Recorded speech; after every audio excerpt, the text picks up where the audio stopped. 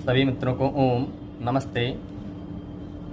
मैं आलोक कुमार पटवा आज के इस लाइव सत्र में आप लोगों का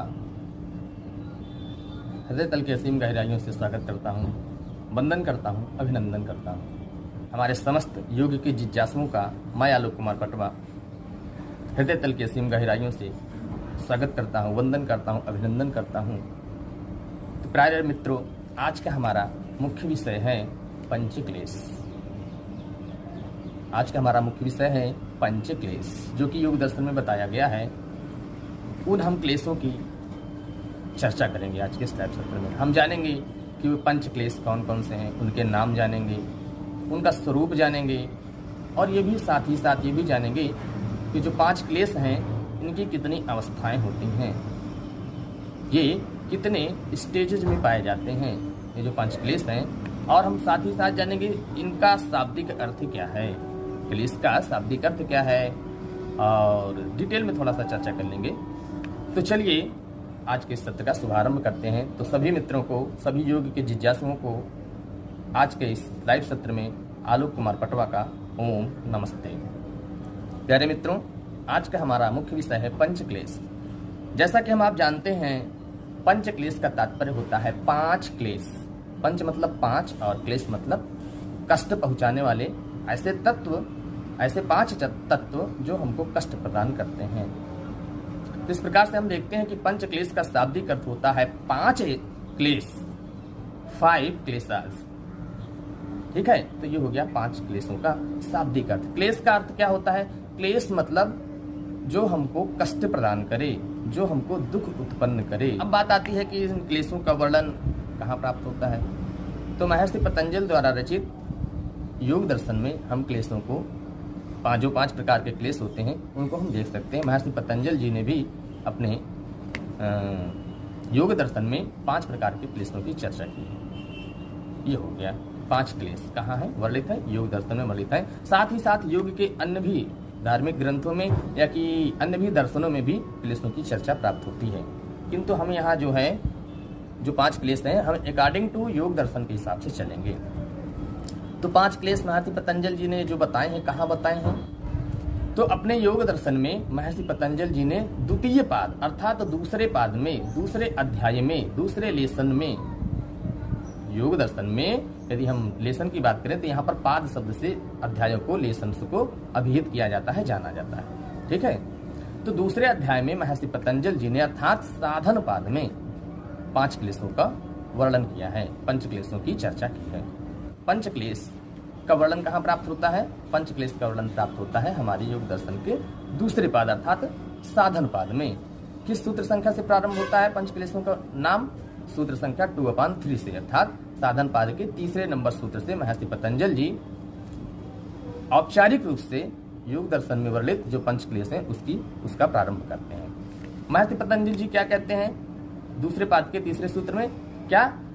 अविद्या, अस्मिता, राग, द्वेषा, भिनिवेशा, पंचक्लेशा।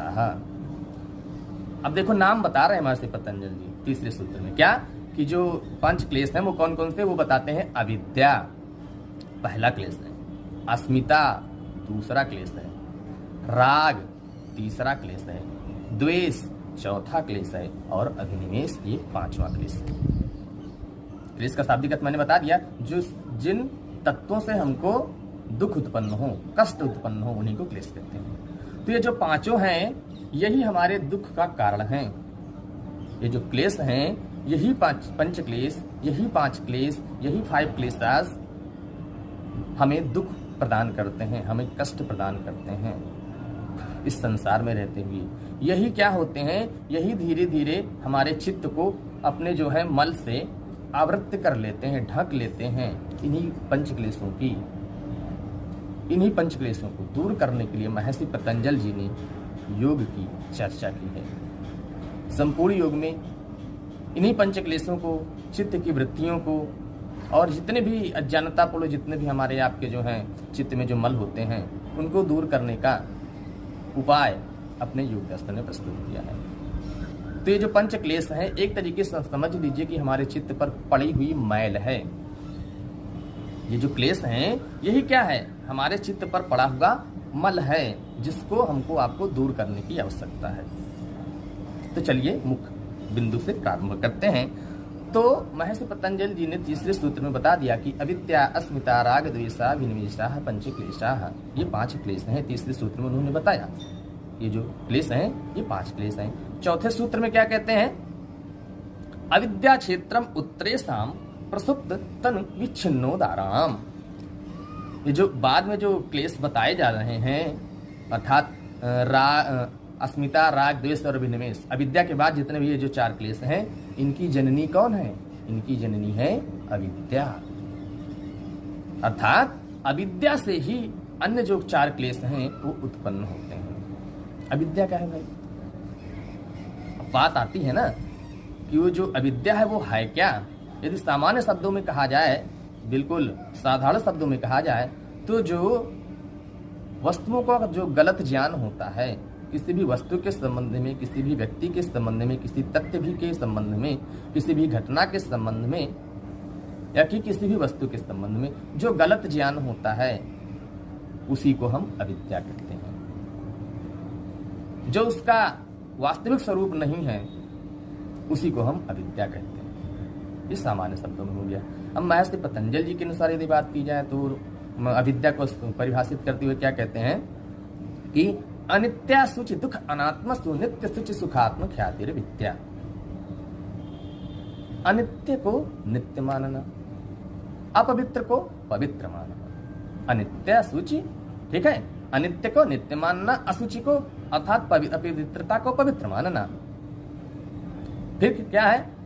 दुख उत्पन्न करने वाली वस्तुओं को सुख उत्पन्न करने वाली मानना और अनात्म वस्तुओं को आत्मस्वरूप मानना। यही क्या है? अविद्या है। यदि साधारण शब्दों में कहा जाए तो अनित्य क्या है? अनित्य ये संसार है। अब देखो उसका व्याख्या कर रहा हूं मैं, अविद्या किसको कहते हैं ना, उसका व्यवहारिक व्याख्या। अनित्य क्या है? चलो थोड़ा सा अभी तीव्र गति से देखते हैं ना। ये हो गया अविद्या की परिभाषा। अनित्या सुचि दुख अनात्म सुनित्य सुचि सुखात्म ख्यातिर विद्या।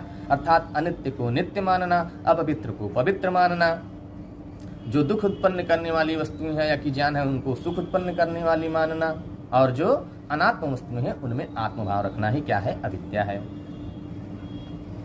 अविद्या के बाद आता है अस्मिता। क्या है? तो अभी अस्मिता दूसरा क्लेश है। अविद्या पहला क्लेश है और अस्मिता दूसरा क्लेश है। अस्मिता में क्या कहा महर्षि पतंजलि जी ने? उन्होंने कहा सूत्र संख्या जो है 2/6 में क्या? दृढ़ दर्शन शक्ति और एकात्म तेव अस्मिता।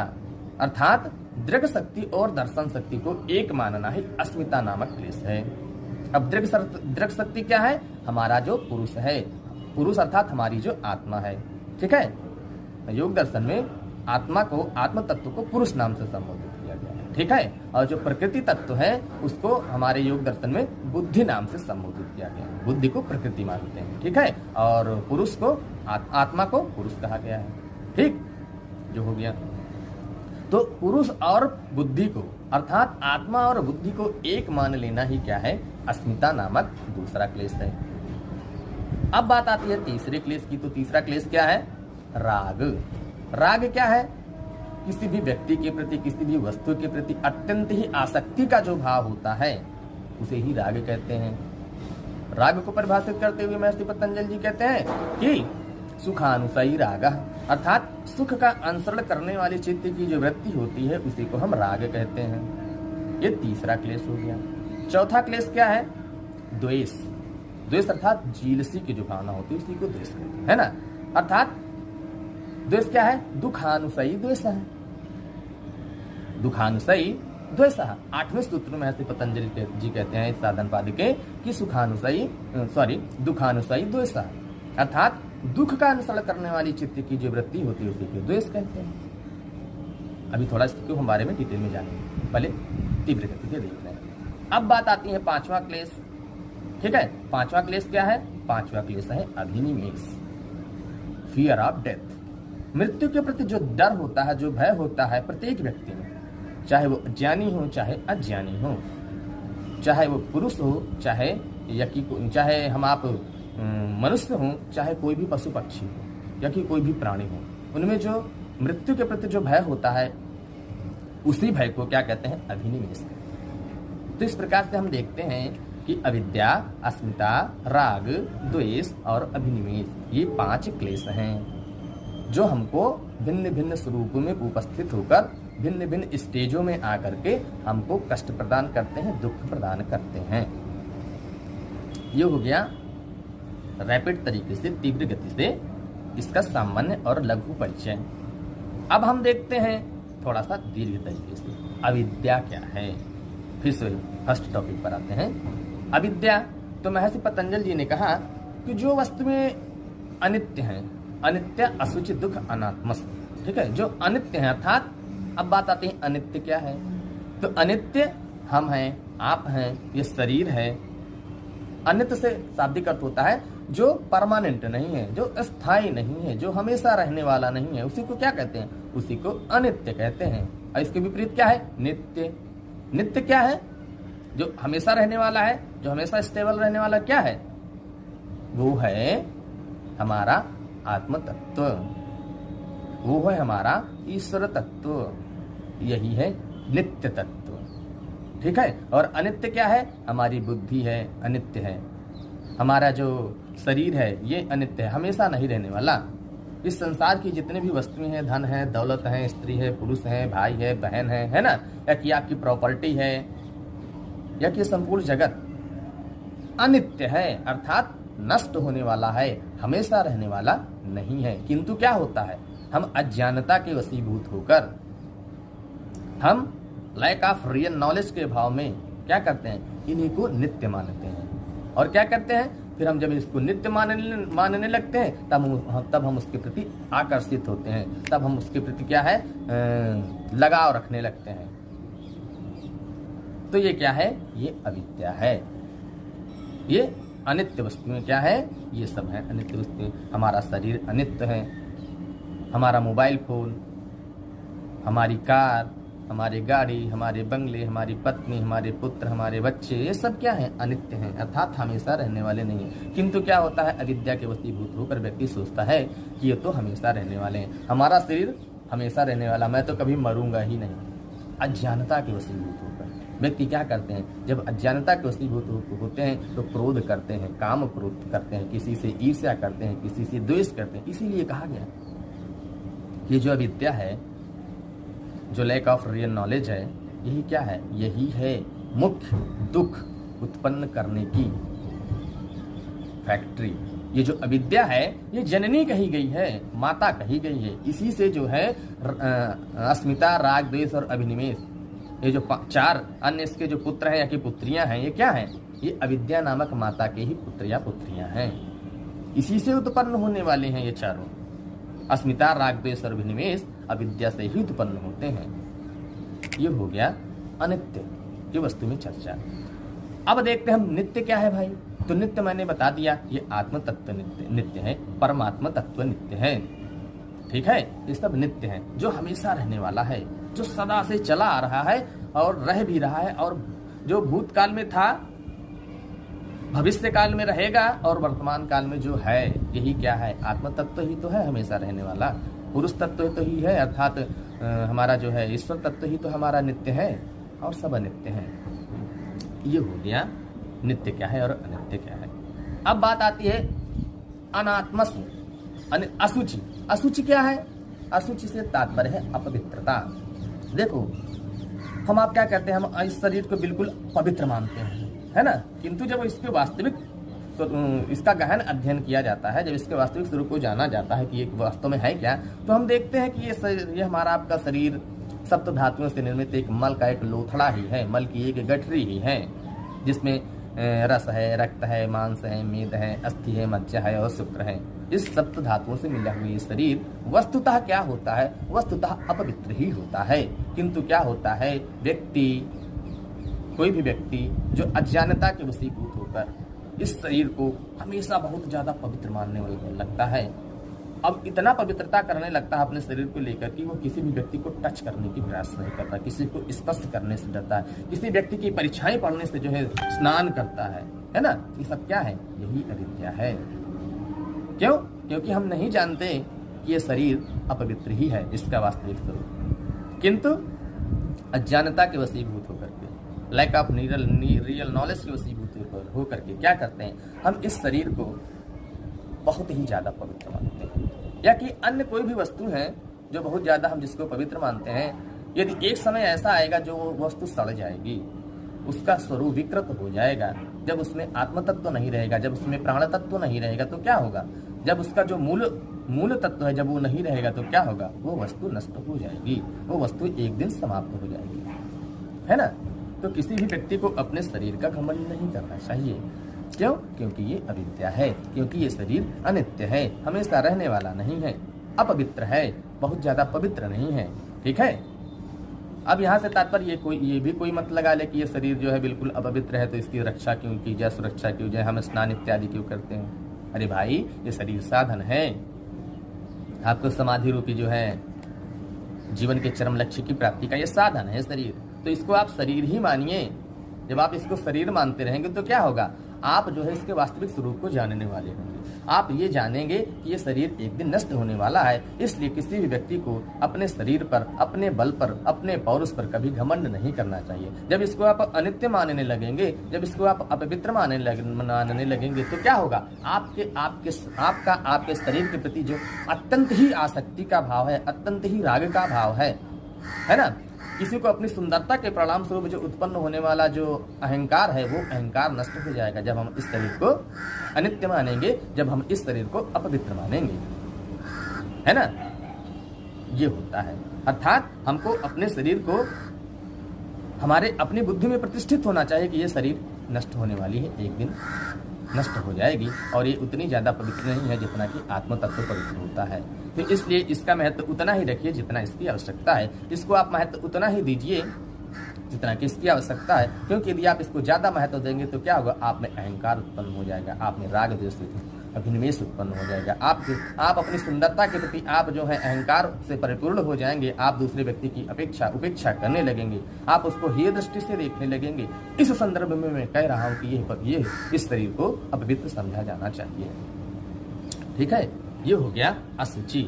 अब बात आती है ये जो अशुचि है, तो शुचि क्या है, अर्थात पवित्र क्या है। पवित्र क्या है, पवित्र होता है ज्ञान, पवित्र होती है आत्मा, पवित्र होता है परमात्मा। ये जो आत्मा है, ये जो ज्ञान है, यही पवित्र है, यही स्थायी रहने वाला है, यही हमेशा जो है हमको आपको आगे बढ़ाने वाला है। अब बात आती है दुख।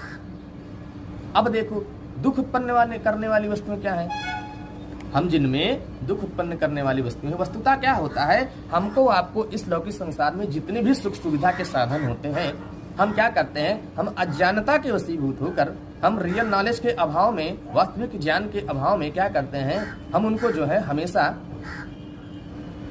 कौवा बोल रहा है, आप आवाज जा रही होगी ना आपका, अच्छी बात है, सुनते रहिए आप। तो क्या होता है, दुख जो वस्तुएं हैं उनमें क्या होता है, जब हमको प्राप्त होती हैं तो लौकिक यदि दृष्टि से देखा जाए तो हमको सुख प्रदान करने वाली होती हैं। मान लीजिए कि हमारे आपके पास जो है बाइक है, तो क्या हुआ, ये सुख का साधन है, सांसारिक सुख का साधन है, लौकिक सुख का साधन है। या कि कोई अन्य सुख सुविधाओं की यदि कोई साधन है आपके पास, कोई वस्तु है आपके पास, मोबाइल है, लैपटॉप है, जो भी हो, या कि अन्य जितने भी साधन है हमको जिनके माध्यम से हम सुख को प्राप्त करते हैं, अर्थात साधारण सुख को प्राप्त करते हैं, आत्मिक सुख को नहीं, वो क्या होता है, वो दुख वस्तुओं वास्तव में दुख ही उत्पन्न होता है उसके माध्यम से हमको। मान लीजिए आपका जो है मोबाइल फोन है, मान लीजिए आपकी पत्नी है, बच्चे हैं, क्या हो गया, ये वस्तुतः देखा जाए, मूलतः तो सूक्ष्म अर्थ से देखा जाए तो क्या हो गया, ये दुख ही उत्पन्न करने वाले हैं बाद में। क्यों? क्योंकि ये जब तक ये रहते हैं हमको सुख सुविधा से संपन्न रखते हैं, फिर क्या होता है, हमारा इनके प्रति राग हो जाता है, और जब किसी कारणवश, किसी जो है समय के काले चक्र के वशीभूत होकर जब ये हमसे बिछुड़ने लगते हैं, जब हमसे दूर होने लगते हैं, जब ये हमसे डिटैच्ड होने लगते हैं, तो क्या होता है, हमको दुख उत्पन्न होता है। तो इसलिए प्रत्येक व्यक्ति को चाहिए कि जितने भी सुख सुविधाओं का साधन के वस्तुएं हैं, उनको क्या होना चाहिए, उनको इस भाव से उपभोग कीजिए, उनका प्रयोग उनका यूज इस तरीके से कीजिए, इस भाव से परिपूर्ण होकर कीजिए कि वे एक दिन आपसे छूटेंगी, और जब वो आपसे छूटेंगी तो आपको कष्ट नहीं होना चाहिए। ठीक है, ये हो गया दुख उत्पन्न करने वाली वस्तुओं के बारे में चर्चा, जिनको हम साधारण शब्दों में सुख उत्पन्न करने वाली मानते हैं। अब बात आती है अनात्म। जो अनात्म वस्तु है, जैसे ये शरीर क्या है, ये बुद्धि क्या है, ये मन क्या है, आत्म तत्व नहीं है, ये रियल तत्व नहीं है, वास्तविक तत्व नहीं है। किंतु क्या होता है, अज्ञानता के वशीभूत होकर हम इसको क्या करते हैं, हम आप इसको जानते हैं यही आत्मा है। कभी कभी क्या करते हैं, हम बुद्धि को आत्मा मानने लगते हैं, इस शरीर को आत्मा मानने लगते हैं। ये क्या है, यही रियल नॉलेज का अभाव है, यही वास्तविक नॉलेज का, यही वास्तविक ज्ञान का अभाव है। हम इस शरीर को आत्मा मानने लगते हैं, अपने मन को बुद्धि मानने लगते हैं, बुद्धि को आत्मा मानने लगते हैं, आत्मा को मन, मन को आत्मा, आत्मा को शरीर मानने लगते हैं। ये क्या है, यही लैक ऑफ रियल नॉलेज है, यही वास्तविक ज्ञान का अभाव है, यही अविद्या है। इस प्रकार से हम देखते हैं कि अनित्य असुचि दुख अनात्म सुनित्य सुचि सुखात्म ख्याति विद्या, अर्थात नित्य को अनित्य को नित्य मानना, अपवित्र को पवित्र मानना है, ठीक है, और अनित्य असुचि दुख, दुख उत्पन्न करने वाली वस्तुओं को सुख उत्पन्न करने वाली मानना, और क्या है, अंत में अनात्म वस्तुओं में आत्मभाव रखना ही क्या है, अविद्या नामक प्रथम क्लेश है। तो इस क्लेश से हर व्यक्ति को बचने का प्रयास करना चाहिए। क्यों? क्योंकि हमको आपको क्लेश उत्पन्न करेगा, कष्ट उत्पन्न करेगा, दुख उत्पन्न करेगा। ठीक है, क्लेश का शाब्दिक अर्थ होता है कष्ट। ये हो गया प्रथम तत्व, क्या है, अविद्या, क्लेशों का। ठीक है, अब देखो इसी को हमारे गोस्वामी तुलसीदास जी ने क्या कहा, उन्होंने कहा कि मोह सकल व्याधिन करमूला तीन ते पुनि उपजय बहुसूला। ये जो मोह है ना, इसी को, ये जो अविद्या है, इसी को, जो अज्ञान है, इसी को हमारे गोस्वामी तुलसीदास जी ने कहा मोह शब्द से संबोधित किया। ठीक है, किंतु साधारण में क्या हम आप लगाते हैं, मोह से मतलब राग से लगाते हैं ना, जाता मन। किंतु मोह का शाब्दिक अर्थ क्या होता है, मोह का वास्तविक अर्थ क्या होता है, मोह का वास्तविक अर्थ होता है अविद्या। इसीलिए उन्होंने कहा अज्ञानता, इसीलिए उन्होंने कहा क्या, कि मोह सकल व्याधिन करमूला तीन ते पुनि उपजय बहुसूला। ये जो अविद्या है ना, ये जो अज्ञानता है ना, यही क्या है, सकल व्याधियों का, समस्त दुखों का, व्याधि अर्थात दुख, त्रिदुख, आध्यात्मिक, आधिभौतिक और आधिदैविक, है ना, इन्हीं तीन दुखों का, ये सब क्या है, अविद्या कारण है, माता है, जननी है। मोह सकल व्याधिन करमूला है, जो अज्ञानता है, यही समस्त प्रकार के दुखों का कारण है। तीन ते पुनि, तीन ते पुनि, उनसे अर्थात किन से, इस अविद्या से, इस मोह से, पुनि पुनः उत्पन्न होते हैं क्या, व्याधि बहुसूला, बहुत कष्ट उत्पन्न होते हैं। अर्थात अस्मिता राग द्वेष अभिनिवेश, सूल, ये जो सूल नामक है, सूल अर्थात जो सूल का शाब्दिक होता है कांटा, है ना, जो कष्ट उत्पन्न करता है। तो क्या होता है, अविद्या से ही, अज्ञानता से ही समस्त प्रकार के दुखों का उत्पन्न होता है, प्रादुर्भाव होता है। समस्त प्रकार के दुख इसी अविद्या नामक प्रथम क्लेश से ही उत्पन्न होते हैं। तो इस प्रकार से हमने देखा कि हमारा अविद्या नामक प्रथम क्लेश की विस्तृत चर्चा समाप्त हुई। अब हम चर्चा करते हैं अस्मिता की, दूसरा जो क्लेश है। अस्मिता क्या है भाई, दृग दर्शन शक्ति और एकात्म तेव अस्मिता, अर्थात दृग शक्ति, ये आत्मा, ये पुरुष है ना। आत्मा को हमारे महर्षि पतंजल जी ने पुरुष शब्द से संबोधित किया है। तो ये दृग शक्ति है, अर्थात क्या, जो फील करती है, जो ज्ञान प्राप्त करती है, जो अपने वास्तविक स्वरूप में रहती है हमेशा। ठीक है, जिसमें ज्ञान की परिपूर्णता है, जो प्रकाश से युक्त है, जो कुछ न कुछ, जो कोई कर्म न करते हुए भी समस्त कर्मों को करने वाला है। यही क्या है, यही है आत्म तत्व, यही है परम आत्म तत्व। ठीक है, तो क्या है, ये दृग शक्ति हो गई। अब दर्शन शक्ति क्या हो गई, जिस शक्ति के माध्यम से हम सही या गलत का निर्णय लें। अब वो शक्ति क्या है, बुद्धि। हमारी जो मति है, अर्थात हमारी जो बुद्धि है, यही क्या है, यही प्रकृति का तत्व है। यही क्या है, यही जड़ तत्व है ना। और आत्मा क्या है, चेतन तत्व है। आत्मा चेतन तत्व है, आत्मा चेतन होती है और हमारी बुद्धि जड़ स्वरूप होती है। आत्मा त्रिगुणातीत होता है और बुद्धि हमारी त्रिगुणों से संपन्न होती है, त्रिगुणमयी होती है। आत्म तत्व क्या होता है, प्रकाश स्वरूप होता है, और जो बुद्धि तत्व होता है क्या होता है, ये अंधकार से परिपूर्ण होती है। क्यों? क्योंकि इसको वास्तविक अर्थ नहीं मालूम है, इसको वस्तुओं के वास्तविक स्वरूप का ज्ञान नहीं हो सकता, इसमें यह क्षमता नहीं है कि ये वस्तुओं के वास्तविक स्वरूप को जान पाए। ठीक है, तो ये वस्तुओं के वास्तविक स्वरूप को या कि ज्ञान के वास्तविक स्वरूप को कब जानती है? जब इस पर आत्मा का प्रकाश पड़ता है, जब इसमें आत्म तत्व का प्रकाश पड़ता है, परमात्मा तत्व का प्रकाश पड़ता है, तभी हमारी बुद्धि प्रकाशित होती है। तो क्या होता है?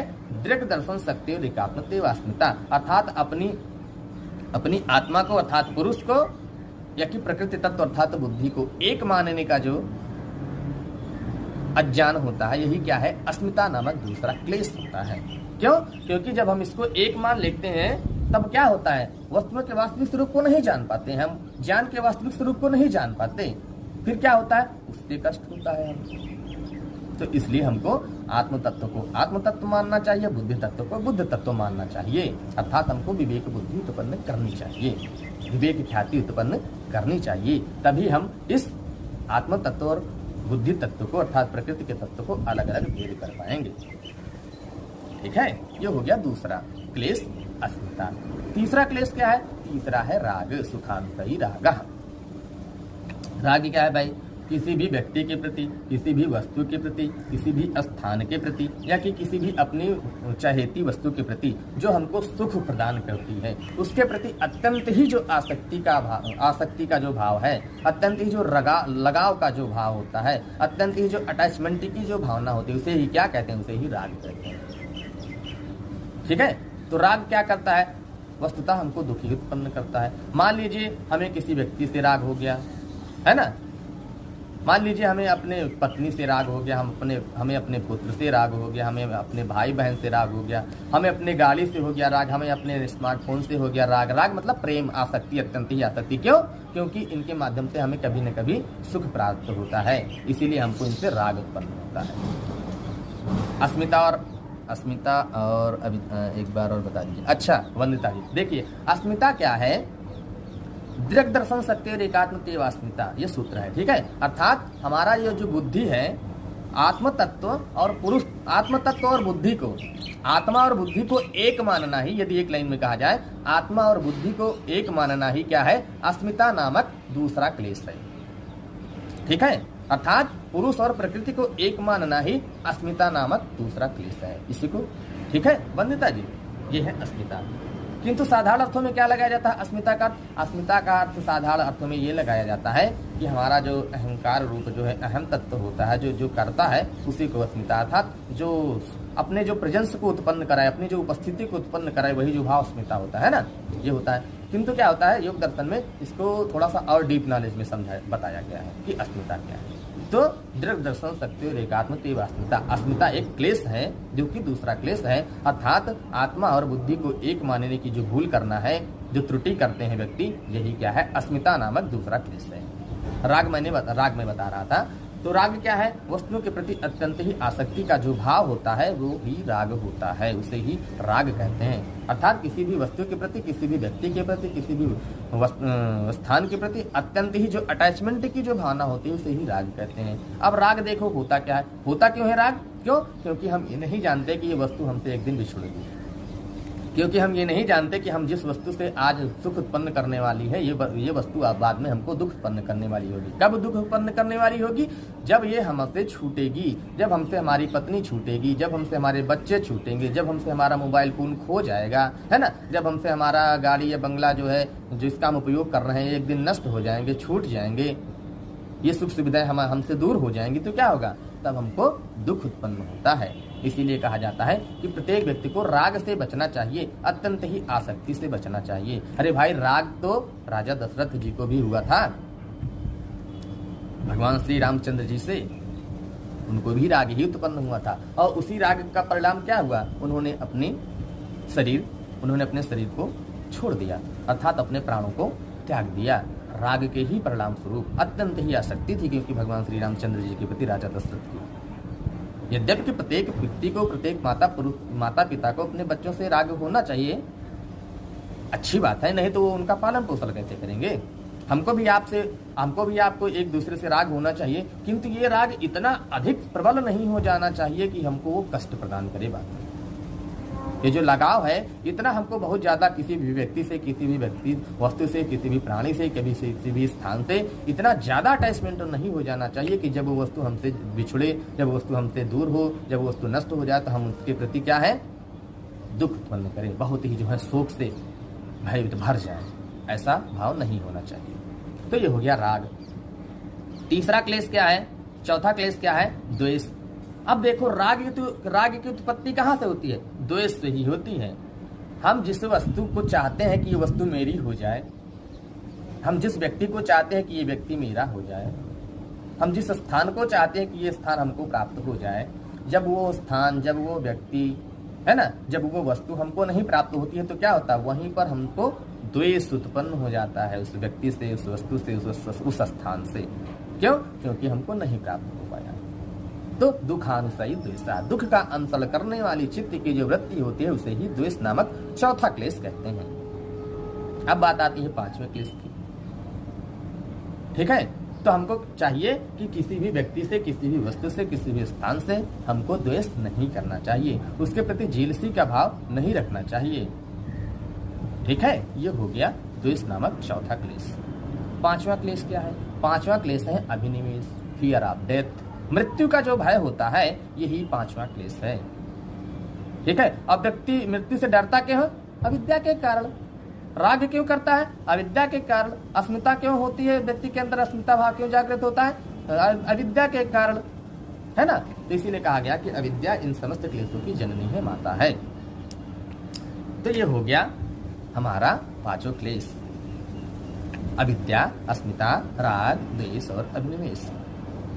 एक बार फिर से देख लेते हैं तीव्र गति से। अविद्या क्या है, अपवित्र को पवित्र मानना, अनित्य को नित्य मानना, अपवित्र को पवित्र मानना, दुख उत्पन्न करने वाली वस्तुओं को सुख उत्पन्न करने वाली मानना, और क्या कहते हैं, अनात्म वस्तुओं में आत्मभाव रखना, ही क्या है, अविद्या है। अस्मिता क्या है, पुरुष अर्थात आत्म तत्व, प्रकृति अर्थात बुद्धि तत्व को एक मानना है, अस्मिता नामक दूसरा क्लेश है। राग क्या है, किसी भी वस्तु के प्रति, व्यक्ति के प्रति, स्थान के प्रति अत्यंत ही जो आसक्ति का भाव होता है, अत्यंत ही जो लगाव का भाव होता है, यही क्या है, राग है। अभिनिवेश, राग द्वेष क्या है, किसी भी व्यक्ति के प्रति, किसी भी वस्तु के प्रति जब वो आपको ना प्राप्त हो तो उसके प्रति जो एक तरीके से कह लीजिए जो क्रोध का भाव होता है, जो उसको नष्ट करने का भाव होता है, जो क्रोध का भाव होता है, उसे क्या कहते हैं, द्वेष कहते हैं। ठीक है, अभिनिवेश क्या है, फियर ऑफ डेथ, मृत्यु का भय अभिनिवेश है। तो ये हमने देखा कि योग दर्शन में जो बताए गए हैं पंच क्लेश, वो पंच क्लेश क्या क्या है। इस प्रकार से हमने देखा कि पंच क्लेश का शाब्दिक अर्थ क्या होता है, पांच ऐसे क्लेश जो हमको दुख उत्पन्न करने पंच क्लेश कहलाते हैं। ठीक है, अब वो पंच क्लेश कौन कौन से हैं, अविद्या, अस्मिता, राग, द्वेष और अभिनिवेश, ये पांच क्लेश होते हैं। इनकी जननी कौन है, इनकी माता कौन है, अर्थात समस्त दुखों का कारण क्या है, तो यही पंच क्लेश ही है, अर्थात अविद्या ही है। ठीक, अविद्या क्या है, समस्त दुखों का कारण है। ये हो गया, हमने देखा इसके वास्तविक स्वरूप को देखा, व्यवहारिक दृष्टि से देखा। तो इस प्रकार से हमने देखा कि ये पंच क्लेश समाप्त हो गए। अब हम देखते हैं कि ये पंच क्लेश कितनी अवस्थाओं में पाए जाते हैं, अर्थात कितने स्टेजों में पाए जाते हैं। तो पंच क्लेश 4 स्टेजों में पाए जाते हैं। महर्षि पतंजलि जी सूत्र संख्या 2/4 में कहते हैं क्या, अविद्या क्षेत्रे अविद्या क्षेत्रे उत्तरे साम प्रसुप्त तन विच्छिन्नो धाराणाम, अर्थात ये जो पंच क्लेश है ये 4 स्टेजों में पाए जाते हैं। क्या, उन कौन से, प्रथम स्टेज क्या है, प्रसुप्त अवस्था, दूसरी क्या है, तनु अवस्था, अर्थात उससे थोड़ा सा तीव्र। प्रसुप्त मतलब बिल्कुल इस अवस्था में क्लेश हमारे अविद्या, अस्मिता, राग, द्वेष और अभिनिवेश क्या है, बिल्कुल सुप्त अवस्था में पड़ जाते हैं। ये कोई हलचल नहीं करते, हमको कोई कष्ट प्रदान नहीं करते। ये क्या है, ये है प्रसुप्त अवस्था, क्लेश की प्रथम अवस्था। पहले 4 अवस्थाओं के नाम जान लेते हैं, प्रसुप्त, तनु, विच्छिन्न और उदार। ये 4 अवस्थाएं होती हैं, 4 स्टेजेज होते हैं, 4 स्टेजेज ऑफ क्लेशाज। ठीक है, अर्थात ये जो है एक तरीके से कह लीजिए कि ये पारा है, क्लेशों का पारा है।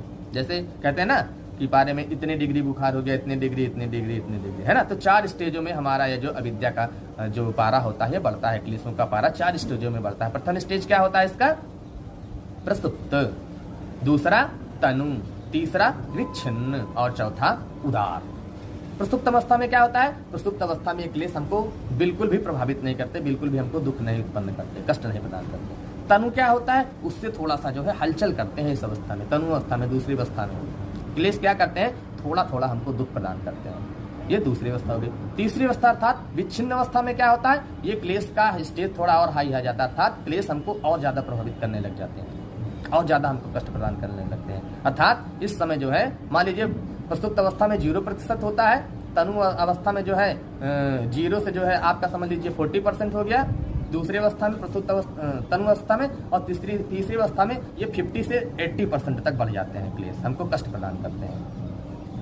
50 से 80% मान लीजिए हमको कष्ट प्रदान करता है, अर्थात इनका पारा हाई लेवल हो जाता है, इनका पारा बढ़ जाता है, ये कष्ट प्रदान करते हैं। इनको दुख उत्पन्न करने की क्षमता बढ़ जाती है, हमको ज़्यादा कष्ट होता है। हम किसी भी व्यक्ति ने हमको कुछ कह दिया, हम बहुत जल्दी बुरा मान जाते हैं। किसी भी वस्तु हमसे छिन गई, हम बहुत ज़्यादा जो है दुखी हो जाते हैं। ये क्या है, मतलब तीसरी अवस्था है क्लेश। तीसरी अवस्था में क्या होता है, हम जो है बहुत ज़्यादा मतलब बेस्ट से थोड़ा सा नीचे, हाईएस्ट से थोड़ा सा नीचे होते हैं तीसरी अवस्था में। क्यों? क्योंकि इस अवस्था में हमको क्लेश ज़्यादा कष्ट प्रदान करते हैं। बिल्कुल उदार अवस्था, चौथी अवस्था जो होती है, उसमें क्लेश अपने फुल मोड में होते हैं, फुल हाई सिचुएशंस पे होते हैं, हाई फॉर्म में होते हैं। हमको दुख उत्पन्न, थोड़ा सा भी किसी ने हमको कह दिया हम दुखी हो गए, थोड़ा सा भी हमको किसी ने कष्ट हमको जो है कुछ कह मात्र भी दिया, हम अत्यंत ही दुखी हो जाते हैं। तो ये सब क्या है, ये सब क्लेश की 4 अवस्थाएं हैं, प्रस्तुत, तन, विच्छिन्न और उदार। इस प्रकार से हमने देखा कि हमारे जो हैं क्लेशों की बात लगभग समाप्त हो गई। अब देखते हैं कि क्लेशों को हम दूर कैसे करें। अरे तो भाई अविद्या को किससे दूर करोगे, अविद्या को विद्या से दूर करो।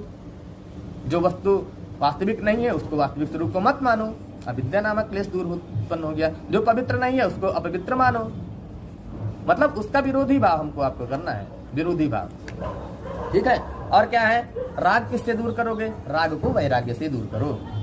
अविद्या को विद्या से दूर करो, राग को वैराग्य से दूर करो, अर्थात अटैचमेंट को डिटैचमेंट से दूर करो। इग्नोरेंस को जो है क्या हमको जो है ज्ञान से दूर करना चाहिए, अर्थात नॉलेज से दूर करना चाहिए, जो इग्नोरेंस का भाव होता है। राग को वैराग्य से दूर करो। अस्मिता को जो है वस्तु स्वाध्याय से दूर करो, विद्या से दूर करो।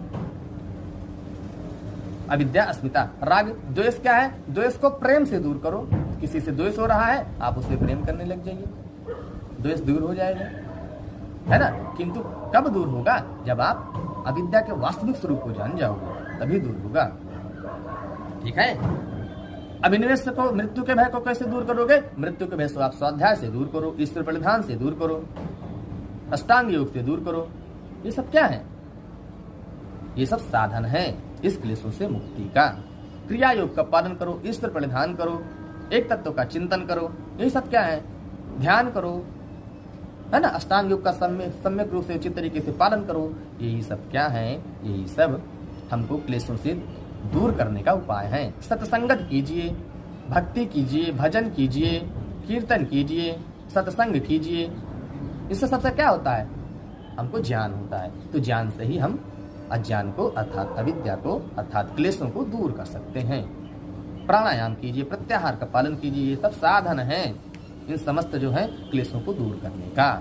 तो इस प्रकार से देखते हैं कि हमारा आज का संपूर्ण टॉपिक अर्थात पंचक्लेश का ये व्याख्यान समाप्त होता है। आप समस्त योग के विद्यार्थियों का, योग के जिज्ञासुओं का, हमारे समस्त जो है सुहृद मित्रों का, हमारे योग परिवार के समस्त सदस्यों का आज के इस लाइव सत्र में हृदय तल की असीम गहराइयों से जुड़ने के लिए आभार प्रकट करता हूँ। तो सभी